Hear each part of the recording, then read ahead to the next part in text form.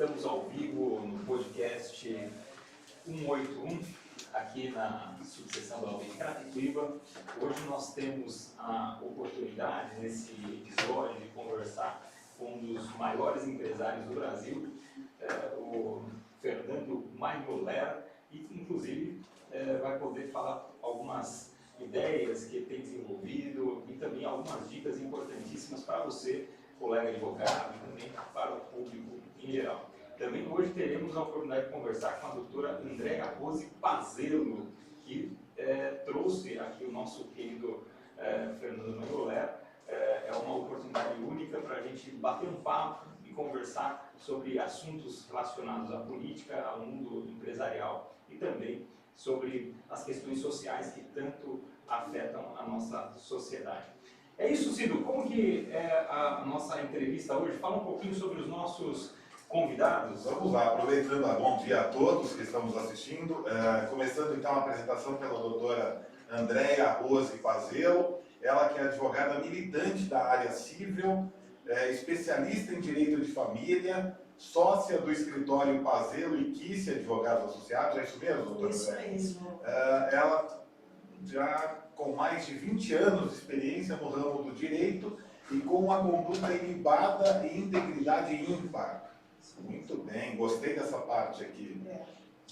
Atualmente compõe a diretoria da OAB de Barueri, ocupando o cargo de secretária-geral adjunta, conciliadora e mediadora do Centro Judiciário de Soluções e Conflitos, o SEJUSC, que presta serviço voluntário ao Poder Judiciário na comarca de Santana do Parnaíba.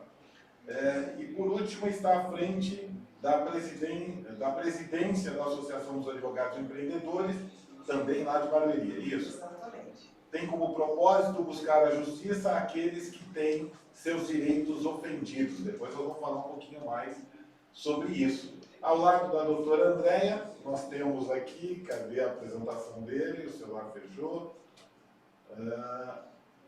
Você acerta o nome. Vamos ver, Você acertou.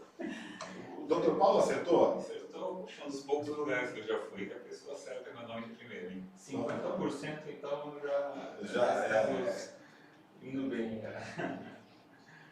Nós estamos aqui, cadê? Com o empresário, ele que vem ganhando destaque no cenário, na cena política nacional. Fernando Mainoler. Mainoler, é isso mesmo? Dois que acertaram. Fernando Mainoler. Agora não, a gente não esquece mais. Fernando Mainoler é um empresário de renome que agora promete trazer a sua expertise para o mundo da política. É isso mesmo, Fernando? Eu estou me envolvendo aí com viés político. Muito bem, vamos falar sobre isso. Ele apresenta uma visão única e inovadora que busca desmistificar o tradicionalismo, mantendo o conservadorismo necessário para uma gestão sólida e segura. O que chama a atenção em suas propostas são as receitas estruturadas e eficazes, que prometem somar diferenciais notáveis para o país em tempo recorde. Ele propõe agilidade no mercado nacional, junto à segurança e otimizações diversas para o Brasil. Com um olhar voltado para o futuro, Fernando Mainoler se apresenta como uma opção promissora para aqueles que buscam um líder forte e visionário para comandar o país. Fiquem atentos aos próximos capítulos dessa história. Muito bem, apresentados então, vamos dar início ao nosso episódio de hoje. É isso aí, meus amigos, só agradecer os nossos convidados e começar aqui perguntando para o nosso querido Fernando Mainoler. Olha, vosso nome, vossa pessoa aí, com certeza a gente tem muito orgulho de ter aqui na nossa subseção. Eu agradecer muito. Eu agradeço a oportunidade. Eu não sei, mas o que me passaram aqui, eu gostaria de ouvir um pouco sobre a vida empresarial do Fernando, né? Como ele começou, os primeiros passos, né? E qual que foi essa dinâmica até chegar nesse poderio que hoje se encontra. Na verdade, a vida empresarial ela não tem muito que fugir dos demais aí cases de sucesso na vida de outros empresários que tiveram boas histórias, né? Comecei de baixo, comecei comendo grama, né? Não que hoje já tem uma picanha com muita gordura, mas a gente começa lembrando de histórias tristes, né? Como todo mundo, como todo empresário começa.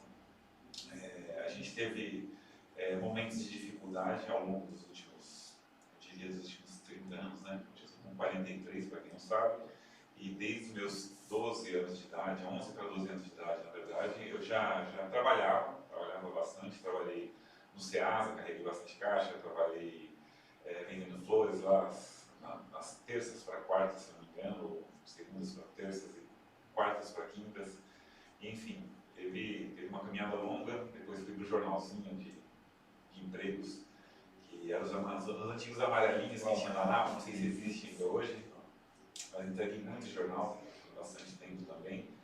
Com 14 para 15 anos eu fui para uma cantina, né? Uma cantina nas escolas de Osasco ali, duas escolas, uma no Campesino, uma no Vila Yara. E desde então, né, assim, eu comecei a reparar que a partir daí eu já tinha uma veia, uma conduta um pouco mais diferenciada para o lado empresarial, porque desde os meus 10, 12 anos de idade eu já trabalhava com uma espécie de troca de carrinho de rolemã por uma bicicleta, a gente chamava, né, fazia rolos e mais rolos, e foi indo daqui, foi indo dali, eu comecei a reparar que eu tinha tino artístico para isso. Eu tinha um tino empresarial para isso. E foi desenrolando, a gente foi se aprimorando, e aí comecei a levar os primeiros tombos da vida aí com 16, 18 anos, né? E ao longo de todo esse percurso a gente foi aprendendo, e eu gostaria que vocês lessem isso, não vou dar muito spoiler não, porque em outubro, novembro vai estar lançando um livro chamado Do Banco ao Banco, né? Olha a festa do Merchan. Do banco ao banco? Com uma letra minúscula no primeiro banco, ao banco, com um B maiúsculo no segundo banco. Vocês vão entender um pouco mais detalhado essa trajetória. Né? E isso é uma coisa interessante, viu, Cido? Eu tive a oportunidade de ir até o Rastara Bank, né? O sobrenome é mais fácil. Rastara. Rastara Bank. Rastara Bank. E a gente teve a oportunidade de conversar um pouco com o Fernando sobre essa dinâmica, né? É algo muito interessante, inclusive para os advogados, que a gente gostaria até de passar um pouco de informação sobre isso, que muitas vezes o advogado precisa de garantias para que ele possa recorrer, né? E o Banco Rastara, ele fornece essas garantias, né? Nós temos milhares de pessoas nos acompanhando agora, dentre elas a maioria de advogados. Bacana. Então seria importante, se você puder, claro, nos bom. explicar melhor de que forma o banco pode ajudar os nossos colegas aí que estão nos acompanhando. Sim. Então vamos fazer uma ligação aí. Tá. Eu acabei me especializando no ramo garantidor, e aí a gente, dentro dessas especialidades, encontramos dificuldades, encontramos probabilidades nas quais a gente se aperfeiçoou, e hoje a gente emite muitas garantias a nível Brasil, né? Diariamente, cotidianamente, a gente está sendo aceito por varas, por juízes. Então a gente trabalha no ramo garantidor como afiançadora, pelas fidejussórias, vale lembrar, né, como a gente está principalmente hoje no programa jurídico, que não trabalhamos pelo Bacen, nem trabalhamos pela SUSEP, nós trabalhamos pelo Código Civil. Né? Então nada mais somos do que afiançadores de operações, afiançadores de contratos. E para o ramo trabalhista, para o ramo de licitações, nós somos muito fortes no mercado hoje, diria que nós estamos aí entre os primeiros, né? Acho que deve ter umas 5 a 8 afiançadoras sérias, de fato sérias no país, e hoje nós somos, com grande honra, uma dessas afiançadoras. E entrem lá no site www.rastarabank.com.br, dá uma checada, porque sempre... Então vamos repetir pausadamente, rastarabank.com.br, com H. Muito bem. Tem uma pergunta para o Fernando, Por favor, referente ao valor mínimo Tá. e o valor máximo dessa garantia que o Rastara Bank oferece. Acredito que seja a dúvida da maioria. Nós já fizemos garantias de R$ 1.500 aí, então é um valor tem valor mínimo. Não existe. Por exemplo, uma locatícia, a pessoa vai alugar uma sala de 2 por 3 para montar uma manicure e um cabeleireiro, ele precisa de uma fiança, ele precisa de uma fiança, custa R$500, R$300, 600, não sei. Né? O Brasil ele é diverso na questão locatícia, por exemplo, e nós trabalhamos com todas as vertentes. Né? Assim como já fizemos garantias aí de 35 milhões, de 41 milhões, acho que nosso case de maior sucesso foi 41 milhões. A gente pode falar, mas a Eurofarm nos contratou recentemente com uma garantia de 40 milhões para uma obra garantia de uma obra. Trabalhamos com garantias contratuais, então nós estamos solidificando negócios e fomentando isso no mercado afora. Né? Olha só, muito interessante. Super acessível, né? Sem dúvida. Importantíssimo. Olha, a pergunta muito pertinente, né? Eu imagino que tenha sido a dúvida da maioria Sim, das às pessoas que vezes estão nos acompanhando agora. essa pessoa, por exemplo, como ele mencionou, uma manicure, né, que ela quer empreender, Sim, ela tem um time empreendedor, mas não tem aquele dinheiro no momento. Ela não pode utilizar isso. pode contar com Mas, a Astara Bank. Temos o produto de fôlego financeiro para todo esse pessoal, é isso mesmo. Olha só, que bacana, que bacana. Já falou o slogan dele. Doutora Andréa, nos fala um pouquinho sobre o seu trabalho, como a doutora desenvolve, e também, por favor, nos ajude aí também nas questões aí, para passar para o Fernando aí também. Eu sei que a doutora anotou algumas perguntas também para o nosso querido Fernando, e, por favor, não deixe de fazê-las. Quero primeiramente desejar bom dia a todos, né, e agradecer a oportunidade de mais uma vez estar participando desse podcast. Está sendo um sucesso. Meus parabéns à frente do Dr. Paulo Rice, o presidente aqui da casa. Muito prazer conhecer o Ciro. Todo meu, uma todo pessoa meu. que tenho muito respeito e admiração. Recíproco. Obrigada. E o Fernando, um grande amigo que tive o prazer de conhecê-los, sensacionais. Então, aqueles que realmente precisarem vão ser muito bem acolhidos por todos eles da Rastara Bank. E eu hoje estou à frente, né, como sociedade no Pazeliquice, Advogados Associados, onde temos todas as áreas, temos vários parceiros que trabalham conosco. Eu, notadamente, faço a área de família e sucessões, mas temos lá no escritório todas as demais áreas, junto com o Dr. Paulo Kiss, que também é um advogado brilhante, um advogado que está aí também há muitos anos, com experiência na área do direito, na área civil, na área criminal, e contamos com diversas áreas, que vários colegas, né, estão conosco, trabalhando com o mesmo propósito e com o mesmo princípio, cujos os quais são inegociáveis. Quando eu coloquei a questão da conduta ilibada, eu digo porque eu vou fazer 26 anos como advogada e nunca sofri qualquer representação e não tenho nenhum ponto vermelho, lá diria, na minha OAB, que está no número 163.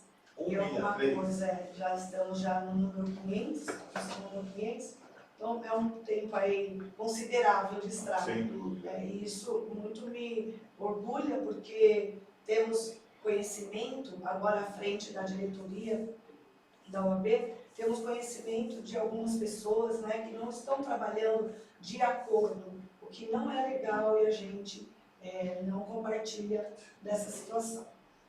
Bom, superadas essas questões, quero dizer que o direito civil é uma área muito, muito vasta, né? Então, não são todos os advogados que eles fazem todas as matérias ali contidas. E essa matéria que o Fernando nos traz, ela é uma matéria extremamente importante da questão que hoje em dia nós estamos sofrendo aí, depois pós-pandemia, muitas pessoas estão sofrendo para conseguir se restabelecer a vida financeira, né? Então, diante desse cenário que nós sofremos aí por alguns anos, nós temos a oportunidade de trazer o Fernando aqui para que ele, né, demonstre a possibilidade, através do Rastara Bank, que a gente consegue uma carta de crédito, a gente consegue voltar a ter a vida financeira estabilizada, né, com a ajuda de uma empresa como a do Fernando. Então era isso que eu gostaria de colaborar aqui e incentivar as pessoas. Muito bom. Eu estou vendo que a doutora tem uma revista aí, né, em mãos. Isso. Que revista foi essa, doutora? É a revista, né, que nosso querido Fernando aqui foi Foi entrevistado. Ah, Eu tive a oportunidade de conhecê-lo, né, já como disse no escritório, e recentemente ele nos disse que ele foi visitar alguns países. tá. E quantos países Quantos mesmo? países? Só voltando um pouquinho, só essa revista é interessante, porque eu tenho alguns amigos, para quem me conhece, tem um pedaço da história que eu não contei, mas eu fui do meio artístico um tempão. Eu trabalhei por trás das câmeras dirigindo algumas figuras bem bacanas. E uma amiga minha falou, poxa, Fernando, você deixa eu fazer um convite para sair uma revista. Eu falei, poxa, vamos lá, né? Eu estava me destacando um pouco no empresarial. E ela falou, você vai sair no Grampo. O Grampo, para quem não sabe, é o meio da revista, que é uma parte, são 2 páginas. Então, nem dormi à noite por umas 3 noites ansioso. Eu falei, poxa, que legal, ela pediu algumas fotos, eu fiz, mandei. Falou, não, tem que ser ensaio fotográfico, manda bastante fotos. Eu fui atrás de alguém, fiz algumas fotos lá e mandei para ela, uma variedade. E, para minha surpresa, numa terça-feira ela me mandou no WhatsApp, né, virtual mesmo, eu abri e falei, pô, eu sonho, quem sabe um dia eu saio na capa. Eu falei, Fernando, você não está entendendo, você saiu dessa forma. Você é capa. Como assim? Renata Rocha, beijo, muito obrigado pelo que você fez por mim. Fiquei muito feliz, porque eu estava muito ansioso pela parte do meio da revista, quando eu vi sair na revista. Né, na íntegra, E não é além da capa, qualquer tem 9 revista. páginas, informalmente ela é da editora Líder, ela está ali entre segundo e terceiro lugar ali numa Forbes, então é uma baita de uma revista, né? E eu fiquei muito feliz, né? Isso aí me ajudou muito, abriu muitas portas, e eu sou muito grato à Andréia, que é a dona, e sou muito grato à Renata Roth, que fez essa ponte para mim. Muito bom. Voltando agora para os países, a doutora Andréia mencionou que o Fernando visitou alguns, quantos países foram? Então, na verdade, nós estamos com uma agenda para 42 países e até agora eu visitei 11. Mas eu estou seguindo, né? Estou seguindo. Então já visitou 11 visitei e 11, tem fiz um intenção tour por toda a Europa ali, a gente fez aos arredores aqui, né? Paraguai, Uruguai, enfim. O banco atua também nesses países? O banco atua, sim. A gente atua no mundo inteiro por conta das garantias internacionais que a gente faz, porém, assim, quando se fala de sucursal, vai uma filial, a gente tem no Peru, já está consolidado, a Andando já está emitindo garantias por lá, né? Nós estamos em andamento com uma na Itália, né? Ali a gente está montando o escritório em Pisa.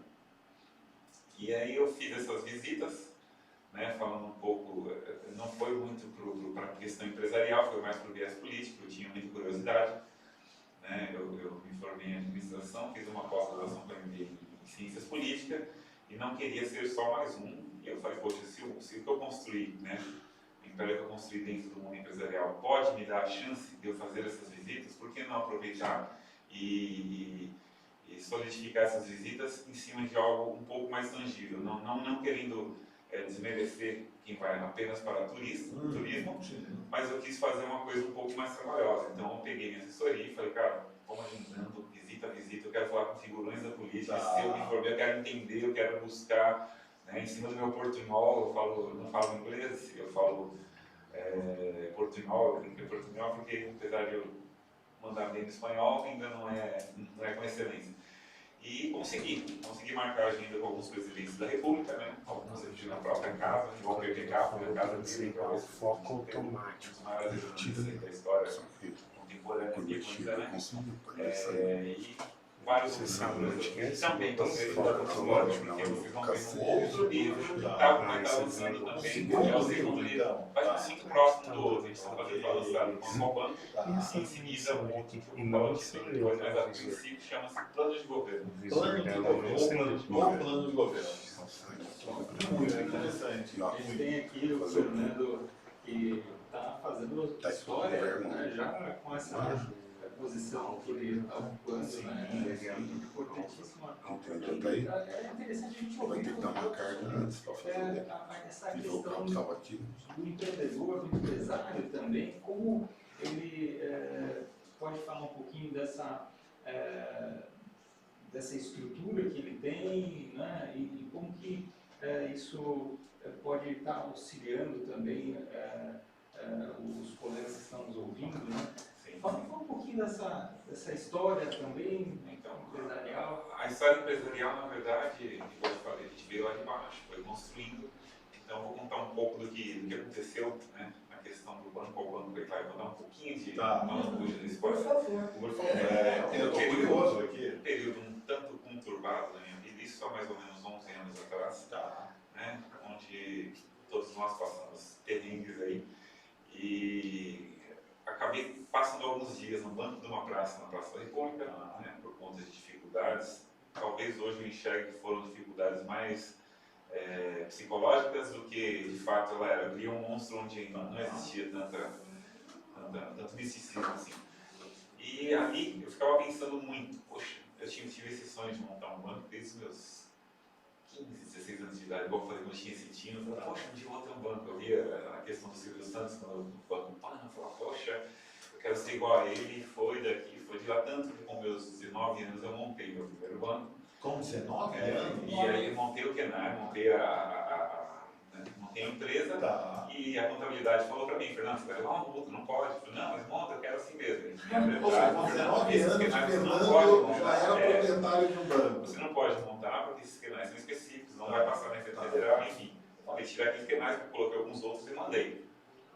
Passaram assim, menos de 2 meses, ele me veio uma notificação, Fernando, precisa tirar, ele vai te dar problema. Eu desisti da ideia, mas eu tenho isso registrado e é bacana. Então eu desisti da ideia e larguei mão disso e fui trabalhei no nome de TV, emissora de TV, dirigindo alguns programas, O que você fazia exatamente, Fernando, nessa parte de televisão? Eu entrei na parte técnica, né, como controle mestre, trabalhava ali atrás dos bastidores, né? E ali eu fui me aperfeiçoando, eu gosto muito de me aperfeiçoar, eu tenho dificuldade de aprender, fique bem claro, mas quando eu aprendo, eu aperfeiçoo e sim, navego na onda, um pouco mais longe do que as pessoas acreditam que eu vá. E trabalhei na técnica como controle mestre, depois de controle mestre eu decidi que eu queria me aperfeiçoar, fui fazendo alguns cursos e falei, poxa, agora você é diretor artístico, né? Tem o diretor de TV, que é aquele que aperta o botão, não importa assim, não, mas tem o diretor artístico, que é aquele que entende um pouco mais na questão artística mesmo, na roupa, como é que vai fazer o figurino. E aí me deu na telha de eu fazer cinema. Eu comecei numa escola de cinema, uma das poucas aqui em São Paulo, bem conceituado, não vou fazer merchan.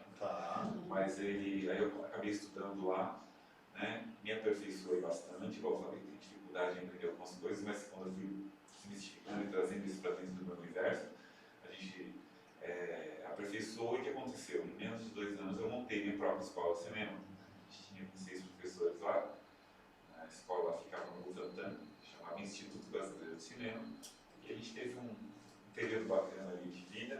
Porém, no meio foi onde também começou o time empresarial. Eu percebi que as pessoas não pagavam muito, né? Eles não honravam muito, os alunos não honravam, eu comecei a ter essa dificuldade. A Hoje, inadimplência era muito grande. Muito grande, muito. De 70% a 80% de inadimplência. E aí eu comecei a parar que um mês coloquei do meu bolso, outro mês coloquei do meu bolso, terceiro mês foi secando e chegou 6, 8 meses ali, eu já não conseguia mais. Não tinha fôlego para isso, né? Se eu tivesse conhecido arrastar a mente nessa época, eu teria dado certo. Na verdade, eu diria que nessa época você precisava ter conhecido a Pazelo e 15 advogados associados. Também. Eles te ajudariam muito nisso. E com isso aconteceram inadimplências que fizeram o efeito dominó, porque eu comecei a atrasar professores, e aí eu não preciso nem contar o que não virou isso, e algumas situações deselegantes. E aí mais uma que eu aprendi, na prática, né? Outro teria caído lá em depressão e, poxa, levou um tempão para voltar a se restabelecer. Depois eu saí dali e falei, cara, vou trabalhar, continuei trabalhando em meio de TV. Falei, vou juntar dinheiro e monto de novo. Uma coisa muito interessante nisso é que eu aprendi. A gente vai montar um negócio, o empreendedor quando tem que deixar, as pessoas falam, poxa, você pular de um prédio e construir uma aeronave antes de cair no chão, de fato é isso mesmo. Né? E eu aprendi que a gente tem que pensar em ter um caixa sempre guarda alguma coisa, tem um fluxo de caixa guardado, porque nessas ocasiões aí talvez eu teria sobrevivido na questão de falar, poxa, o pessoal não está pagando, eu vou inventar uma outra manobra, mas eu não tinha mais tempo, eu tinha enxugado todo o meu recurso, falei, poxa, não vai ter como contratar outros profissionais, ou então fazer uma manobra aqui onde os alunos, eu tire esses alunos e venham novos alunos que possam ter um índice de inadimplência um pouco menor, enfim. Dali surgiram algumas oportunidades onde eu fui trabalhar numa rádio, todo mundo deve ter conhecido a Rádio SOT, que foi assaltada ao vivo, né, ela passou em mais de 140 países, Rádio TV SOT. E ali o dono me chamou para eu ser sócio, depois de um tempo ali dentro, acabei entrando como sócio, uma pequena cota da empresa, e abaixo dele era eu, né, eu era o diretor superintendente da emissora. Continuamos trabalhando ali, fazendo todas as coisas acontecerem, e ele tinha uma empresa no setor financeiro. E aí me fez de novo aquela vontade de ter um banco, né? Eu falei, poxa, quem sabe? E ele também trabalhava com uma financiadora, né? E ele precisava fazer um business plan. Eu falei, poxa, eu sou especialista nisso, me deixa fazer. Você já fez algum business plan? Eu não plano sei de negócios. Tá. Plano De negócios. E aí eu entreguei na mão dele alguns que eu já tinha feito. Ele falou, poxa, vamos lá, vamos fazer. E para isso eu tive que ficar aproximadamente de 2 a 3 meses dentro dessa financiadora, entendendo tudo. Então foi onde eu me descobri assim, uma oportunidade de ter um degrau. Poxa, a financiadora talvez seja um degrau. Enxerguei também como um fôlego financeiro para mim, porque dali da financiadora eu posso conseguir um banco digital, já que estava na moda, totalmente diferente da época do plano, da época do Silvio Santos. Nas atualidades hoje a gente tem a faixa de 11 mil fintechs aí, para quem não sabe. 11 mil fintechs. Nós temos 2.700 aproximadamente, trabalhando no mesmo segmento, que é cartão de crédito, débito, e as outras que são como, por exemplo, as grandes factors. Ou então a Marisa, você vai lá, os caras têm o cartão dele, aí você vai lá na Casa Bahia, agora tem o cartão Casa Bahia. Então o pessoal acabou virando fintech. Então, dali para frente, eu fui descobrindo um universo onde eu me identifiquei muito, né? Trabalhei bastante com os diferenciais, igual eu falei, com grande dificuldade para aprender, mas eu não tenho business plan, então eu estudei aquilo que eu mesmo propus, e a partir do momento que você começa a ensinar outras pessoas e conversando, você vai se aperfeiçoando. Então, eu busquei e otimizei o sistema, né? Que me deram os holofotes aí no setor financeiro, lembrando que a gente dá canetada todos os dias. Então, sou passivo de erros e talvez tenha alguma crítica ou outra no mercado, como qualquer grande empresário vai ter, né? Se pegar o dono da Havana, o Luciano, não são só elogios, né? E assim é o mundo empresarial. Ele tem um sistema de gratidão e um de ingratidão, mas eu busquei aperfeiçoar tudo isso e tive grandes cases de sucesso que me trouxeram até esse podcast. Muito bem. E fala um pouquinho como você equilibra a questão do conservadorismo, né? E a gente sabe que você tem essa pretensão aí também na questão política, né? Como você, sua receita estruturada tem desmistificado esse tradicionalismo na política? Fala um pouquinho sobre o conservadorismo, como você enxerga isso. É uma palavra, eu uso o conservadorismo, né? Bem claro que o primeiro passo para a gente ter uma discussão saudável sobre a política é entender que o outro, né, deve ser respeitado sempre. Eu vejo essa polarização que existiu agora nos últimos meses, aí, se não nos últimos anos, dentro do nosso cenário atual, não é algo benéfico para a sociedade, não é algo benéfico para as famílias, não é algo benéfico para os empresários, né? A gente vê que os problemas eles divergem de situações onde as pessoas começam a intensificar aquilo dentro da vida do outro, né? Já julgando por um voto, julgando por uma opinião, e não é essa a questão.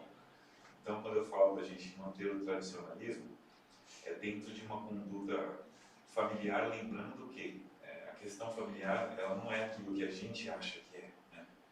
Ela não é aquilo que a gente fala, poxa, o meu eu fala mais alto do que o eu do meu vizinho. Eu acho que a minha família tem que ser assim, assim, assado. O vizinho fala, não, a minha, ela tem que ter, vamos conversar no âmbito mais aberto, o meu filho fuma maconha e é isso mesmo que eu quero. Aí o do lado fala assim, não, mas o meu não, eu não quero, é um assunto muito polêmico para eu discutir que se ele queria ser preso. Então a gente vê, principalmente no viés político, hoje em dia a gente pode falar abertamente Lula e Bolsonaro, Lula e Bolsonaro, Lula e Bolsonaro. O pessoal enxerga de forma totalmente discriminada do lado do Lula e totalmente endeusada do lado do Bolsonaro. Então, qualquer coisa que a gente use dentro desse universo, a gente causa polêmica. Que fique bem claro. Gente, o tradicionalismo é aquilo que a gente vive nos últimos 100 anos. Né? É aquilo que a gente... Eu tenho aqui uma palavrinha aqui que Albert Einstein e Isaac Newton, eles provavelmente, se tivessem conhecido, eles teriam uma divergência muito grande aí com a questão da gravidade, né? Mas não seriam inimigos, eu tenho certeza. Keynes e Hayek, eles falaram muito sobre a economia de um país, né? Sobre a economia e sobre o Estado em si. Eles também divergiram muito, eles apertaram a mão, eles eram amigos, né? Então, Darwin, né?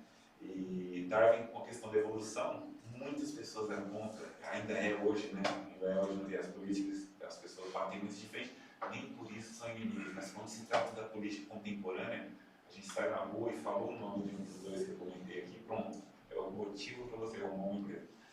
Então a intenção, né, da democracia cristã, principalmente, da qual eu faço parte, para quem não sabe do lado do Mael, né? Ei, Mael, é o jingle mais conhecido do mundo. A intenção é de que haja um centro real, onde a gente possa discutir de forma civilizada, né? Discutir de forma que abranja as famílias dentro daquilo que elas acreditam ser padronizadas para dentro do seu portão.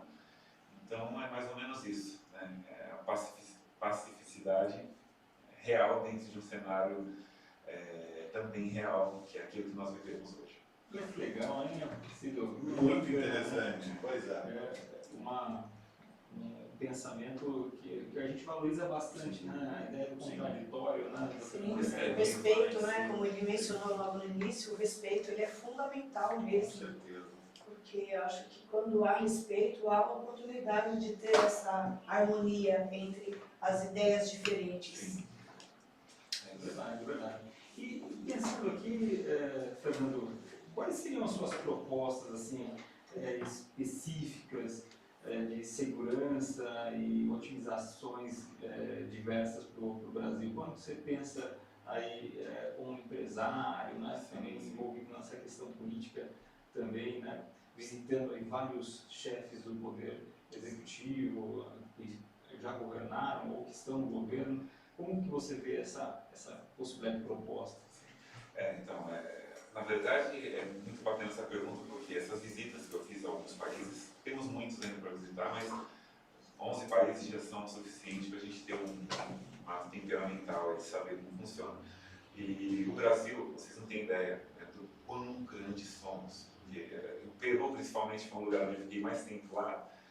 Não mais tempo, mas eu fui mais vezes lá, por questão de ter um negócio. Então, você desce no aeroporto, quando você entra, a sensação que eu tive as primeiras vezes que eu fui é de que a gente estava vendo lá no Brasil dos anos 90. É bem legal, você vê aqueles táxis mais antigos chegando, né? E o pessoal lá, eles enxergam o Brasil como os maiores do mundo, e esse é um jargão que eles usam. Você entra, começa a conversar, eu sempre fui acompanhado de outras pessoas, e o taxista brasileiros, os melhores do mundo, e eles falam muito sobre isso, né? Então eu acho que o Brasil tem um potencial incrível, incrível, né? Hoje, não tenho dúvidas de que a gente está nas evidências de ser um dos maiores países do planeta. E hoje, atualmente, mesmo com todas essas dificuldades que nós estamos encontrando no viés político, no cenário que a gente convive, estamos ali entre os 8 a 10 países que têm a possibilidade de estar entre os primeiros, né? Então, assim, muitas coisas foram acertadas dentro dos últimos governos, né? Eu não gosto de falar mal, né? As críticas devem ser construtivas a partir do momento que você critica, já como solução. Então, não aceito que falem, por exemplo, que o governo Lula foi um governo terrível lá atrás, porque foi um dos melhores da história. Bolsonaro, não tenho dúvidas de que foi, se não um dos melhores presidentes que existiram na história dos 500 anos do Brasil. Então, não tiro de um, não tiro de outro. Pelo contrário, a gente está buscando muitas coisas que deram certo dentro desses governos, principalmente, e trazendo para dentro de uma realidade, para um suposto plano de governo, que vai estar dentro do livro que a gente vai estar lançando também no final desse ano. Então, acho que tem muita coisa para ser discutida e muita coisa para ser aperfeiçoada. Porém, vale lembrar que a gente pode usar tudo aquilo que deu certo, né, de uma forma repetitiva, principalmente quando se for de economia, eu enxergo os commodities como o grande foco, né, para os próximos anos, E o que a gente propõe dentro da democracia cristã é cura social. Hoje a gente enxerga que, por uma sociedade justa, livre e solidária, como está na Constituição, devemos pensar muito na cura social para eliminar esse extremismo, independente das lateralidades, seja de esquerda ou seja de direita. Vamos criar um centro real, onde a gente acredita que possa trazer elementos e ingredientes de ambas as partes para construir um Brasil melhor.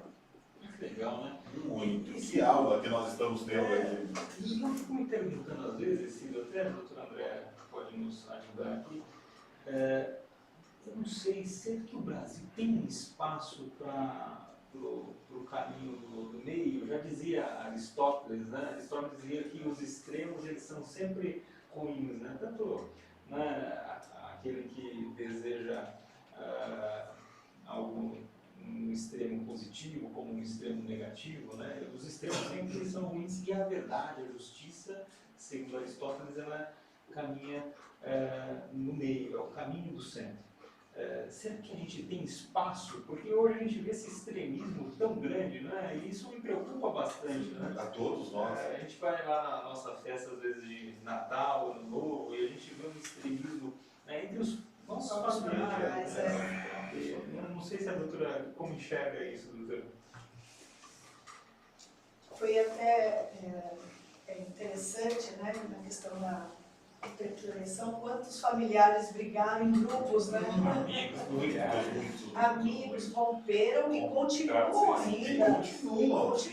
ainda, né, com uma amizade tão sólida, rompida por conta desse extremo. E falando num linguajar mais popular, é aquela questão do 8 e 80, né? Nem 8, nem 80. Eu acho que o meio realmente ele é o mais positivo, o mais considerado para a gente conseguir ter harmonia, paz e união, que é essa questão de cura social, que bem falou o Fernando, eu compartilho dessa busca, né? E quando a pessoa conseguir trabalhar e ter conscientização desse meio, certamente a gente ajudaria muito mais as pessoas nessa cura social. E Ciro, em relação a essa questão dos desafios, né, que a gente tem para enfrentar na política, né, eu acho que é interessante a gente ouvir um pouquinho do Fernando sobre esses desafios que ele vê, né, e também como ele enxerga o papel do empresário, né, esse cenário político atual do país, né? Porque a gente vê, parece aquelas notícias, né? A Selic está, né, subindo, né, a economia, e aí uma série de questões relacionadas à economia, e nada melhor do que um empresário no ramo bancário para poder dizer para a gente sobre como ele visualiza isso, né? Bom, eu enxergo de uma forma tradicional, porque quando se fala de números dentro do Brasil, dentro do contexto geral da economia, eu sigo muito o Ricardo Amorim, uma pessoa que eu tenho um grande apreço por ele, né? Um economista muito inteligente, e ele aponta números cotidianamente falando sobre esses crescimentos, né? Eu viso ainda, em cima até de coisas que eu andei estudando um pouco aí, referente a commodities, que o futuro está ligado a isso, né? O futuro está ligado à importação e exportação. É onde eu entro com essa questão, estou vendo essas visitas de Lula, o pessoal, eles falam, poxa, cara, não, mas comunista, está ligando, vai acabar com o Brasil. Calma, calma. Vamos colocar os pés no chão, né?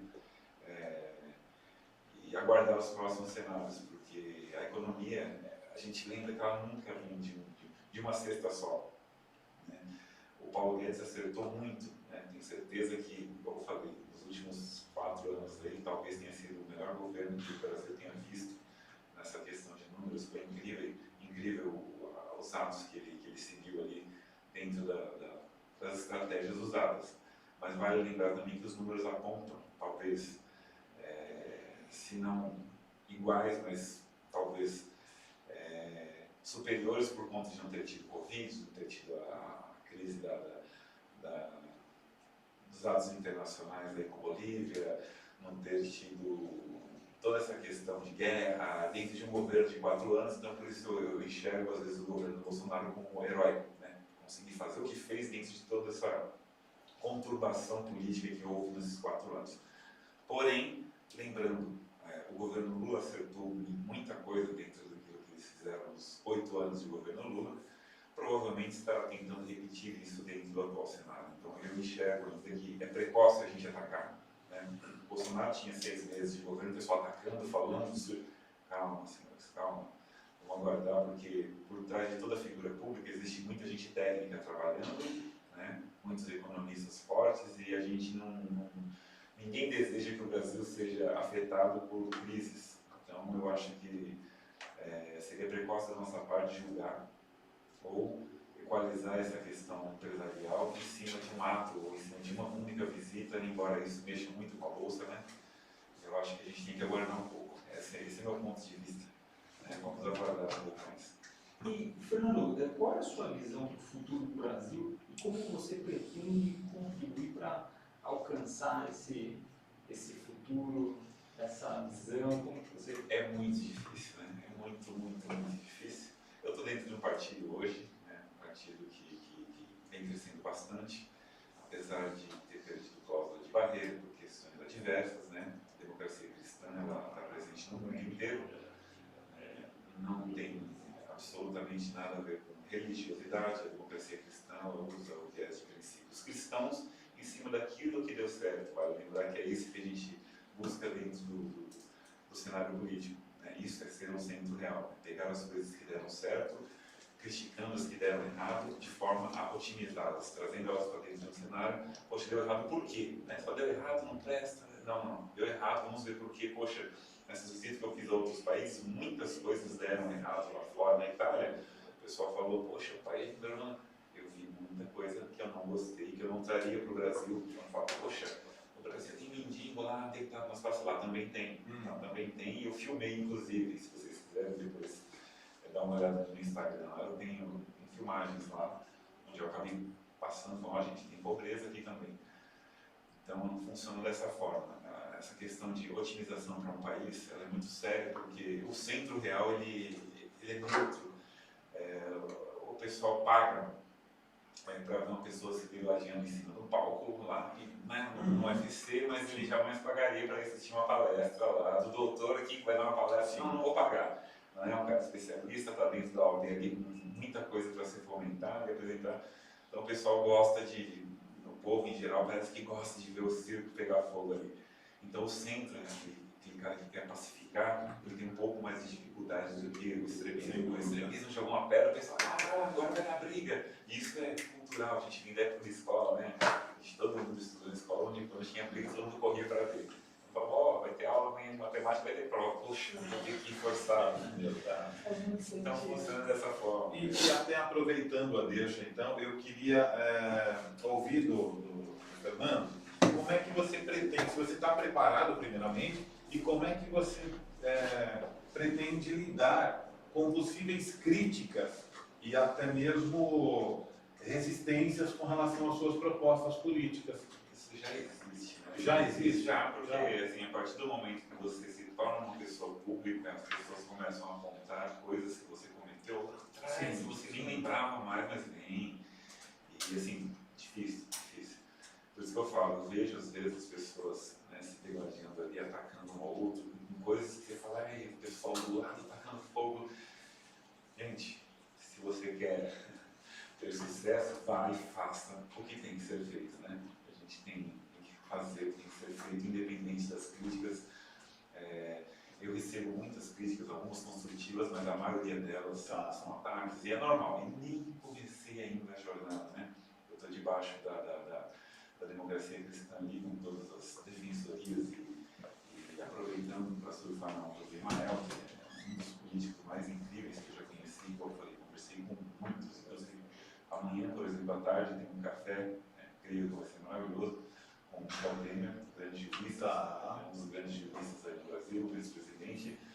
Em seguida, eu vou estar falando com o Fernando Henrique, né, que está na ativa ainda. E, assim, dos presidentes contemporâneos, acredito eu que nos próximos 2 meses eu vou ter falado com os 7 presidentes vivos, né? 7. Que são, a gente começa com o Sarney, né? Tá. Depois vem Collor, aí vem depois o Fernando Collor, veio o Lula, depois o Lula a gente está não, Fernando Henrique, o Lula, Dilma, e aí depois veio o Bolsonaro, e aí agora a gente volta novamente para o Lula, né? Tá. E eu vou conversar com todos eles e a gente vai ter muita coisa para estar no próximo podcast, numa segunda rodada, trazendo de novidade para vocês. Meu sonho, Muito legal. muita conversa com pessoas aí experientes no âmbito da política, né? Pessoas que de fato a gente vê que tem muito a contribuir, né, nessa estruturação, né? Muito legal. Eu não poderia deixar de conversar com os meus aqui, né? Falando com o mundo inteiro para fora, com figuras da política mundial, esses daqui são primordiais que eu tenho uma base de conversa com eles, porque eles viveram na prática tudo isso que a gente vai enxergar para o cenário dos próximos anos, aí, né? Das próximas décadas. Verdade, verdade. Muito bem. Doutora André, essa questão que a doutora visualiza aí no direito e na política, né? Como que a doutora avalia que o direito pode, de alguma forma, contribuir, né, nessa questão política também, né? Como advogada, como a doutora avalia essa interface entre o direito e a política, né? Eu diria que o advogado é indispensável à justiça, né? Na Constituição Federal, a única profissão que é mencionada, né, que ela é indispensável, é o advogado. Sim. O juiz, se ele precisar se divorciar, ele precisa de um advogado. O promotor, de igual forma, um delegado. Então, o advogado, de fato, ele é muito importante no papel da sociedade. E eu posso qualquer pessoa, né, que quiser entrar na política, no meio empreendedor, se faz necessário uma consulta com o advogado. Consulte sempre um advogado. Esse merchan, ele é realmente muito sólido, porque você fazer algo e depois de feito consultar o profissional, muitas das vezes você já entrou num campo temerário, né? Então é muito importante, doutor Paulo, esse meio consultivo, né, de qualquer político, de qualquer empresário e qualquer pessoa que queira empreender. Eu acho que é de suma importância essa consulta conosco, advogados. Isso é verdade, verdade. Tem toda a razão aí nesse sentido. E Cido, chegando aí nos momentos finais, a gente já está quase 1 hora aqui no nosso podcast, né? E a gente agradece aí o Fernando Maioler, né, que está conosco. Eu é que agradeço. Né? Também a doutora Andréa Rose Pazelo. E, assim, é uma alegria a gente ter figuras tão importantes, Sem né? dúvida, claro. Aqui conosco, né? Um empresário de extremo sucesso, né? Um empresário que está conversando com inúmeras autoridades, tanto no Brasil quanto no exterior, e veio aqui conversar conosco, né? É uma honra imensa, né? Dedicou um pouquinho do seu tempo para vir aqui passar um pouco dessa experiência para nós. Mas para mim é gratificante e a oportunidade, vocês não imaginam o quanto eu sou grato, porque se para vocês é uma honra me receber, a honra é dobrada para eu que recebi o convite. Aqui nos episódios sobre algum livro que marcou a sua trajetória, a sua vida de alguma maneira, e que possa também contribuir com quem está nos assistindo. Tem alguma obra em específico, algum livro dentre todos que eu imagino que você tenha lido? O que eu mais gosto, né, e que eu mais li na vida, eu vale deixar, não vou citar outros, que eu achei interessante, mas é a Bíblia. A Bíblia Sagrada é um livro muito bacana que tem me levado, né, na vida por muitos e muitos anos aí dentro de críticas, dentro de construtividade e dentro de conselhos que eu encontro ali dentro, né? É um estímulo para a vida empresarial absurdo, vocês não fazem ideia. Muito bem. Legal. Doutora Andréa. Depois do livro que ele apresentou, ficou ruim para mim, né? Ficou difícil, né? Mas tem um livro que me marcou, né? Claro que a Bíblia ela está em primeiro lugar, porque sem Deus Não, eu não sou nada. Nós não Vocês- somos nada, Se né? vocês compartilham da mesma Sim. ideia, realmente é assim que eu vejo, né, que Deus acima de tudo. Mas tem um livro que chama O Poder da Ação, O que poder fez da muita ação. diferença. Já li. Muito Do bom. Paulo Vieira, Tá. um querido, quero mandar um abraço para ele. E que realmente fez muito sentido na minha vida, para que a gente tenha ideia, mas não age, aí é como se você não a tivesse, né? Sim. E complementando na questão do livro, estimular as pessoas a buscarem é muito importante para que isso seja feito. Principalmente o nosso livro maior, que é a Bíblia. Isso aí. Muito bacana. Muito bem. Olha só, de fato, a gente vê, né, e a Bíblia traz tantos ensinamentos, né, Fernando, muito Estratégico, é um livro estratégico, é um livro, por muitas vezes ali, te causa uma situação onde você enxerga situações diversas, controversas, né? Ali tem coisas que você olha e fala, poxa, não era tudo certinho, ali já existia política, ali já existia brigas, existiam guerras, então isso, a realidade de hoje não foge nada daquilo que tinha dentro da palavra, dentro da Bíblia. E assim, tem um texto, né, uma história, né, que às vezes quando a gente vê grandes ideais e grandes objetivos, né, eu sempre lembro uma história assim, que é a história do rei Davi, que foi talvez o maior rei de Israel, né, em termos de, assim, teve Salomão, claro, que expandiu o território, mas em termos de conquista, Davi foi um grande rei, né? E tem um episódio que eu acho bem bacana, e a gente fala bastante dele, né, que ele teve um grande desafio, que foi um desafio com Golias, né?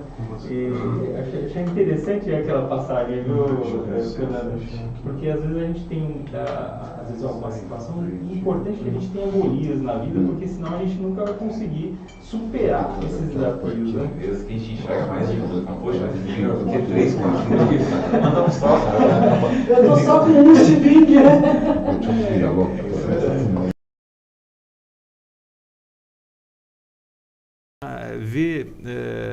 Pensando aí nessa ideia que a gente está colocando aqui, qual o maior Golias que você avalia para conquistar Hoje em dia? esse grande objetivo Nos dias de seu? hoje. Acho que todo cientista político não seria diferente comigo, né?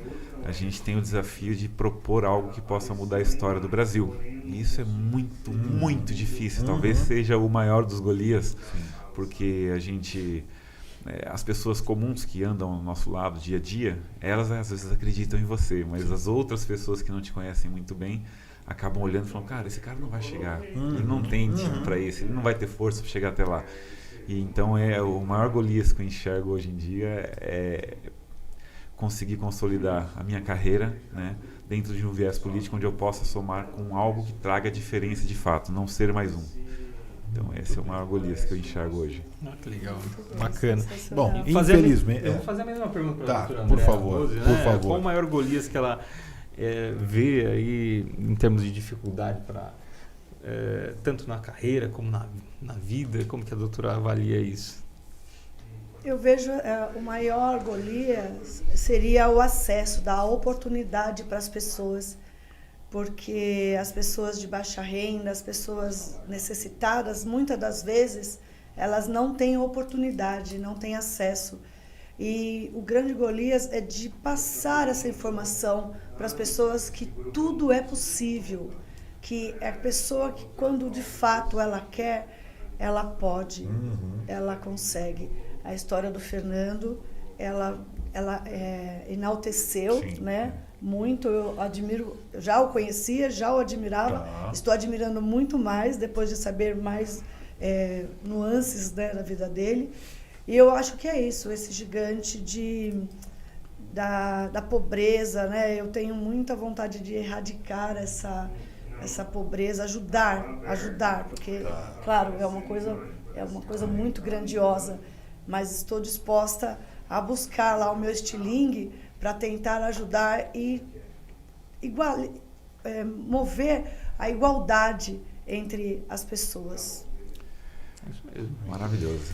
É isso. Interessante. E agora, Cidu, Infelizmente nós estamos com o nosso tempo já, né, bastante, enfim... De Jô Soares agora. Uau! Não é pessoal fazer. Vamos encerrar aqui agora. Infelizmente. Mas estão convidados, né, tanto a doutora Andréa Sim. como o Fernando a voltarem aqui outras vezes. É um prazer tantas estar numa vezes. segunda rodada aí, contando essas experiências doidas aí do que a Com gente anda certeza. fazendo.